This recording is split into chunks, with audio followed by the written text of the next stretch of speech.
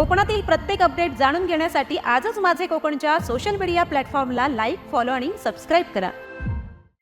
पनवेल महानगरपालिका सार्वत्रिक निवडणुकीच्या पार्श्वभूमीवर प्रशांत ठाकूर यांनी आज पनवेल येथील गुजराती शाळेतील मतदान केंद्रावर सहकुटुंब आपला मतदानाचा हक्क बजावला। यावेळी त्यांच्या मातोश्री तसेच पत्नी वर्षा ठाकूर यांची उपस्थिती होती।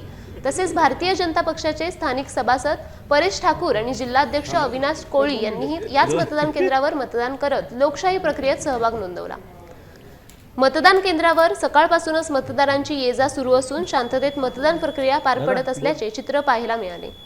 मतदानानंतर आमदार प्रशांत ठाकूर यांनी माध्यमांशी संवाद साधताना नागरिकांना मोठ्या संख्येने मतदानात सहभागी होण्याचे आवाहन केले।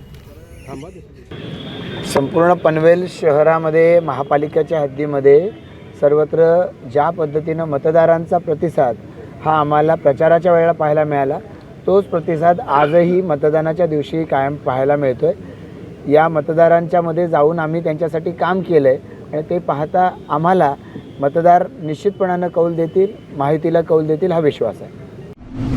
कोकणातील प्रत्येक अपडेट जाणून घेण्यासाठी आजच माझे कोकणच्या सोशल मीडिया प्लॅटफॉर्मला लाईक, फॉलो आणि सबस्क्राईब करा।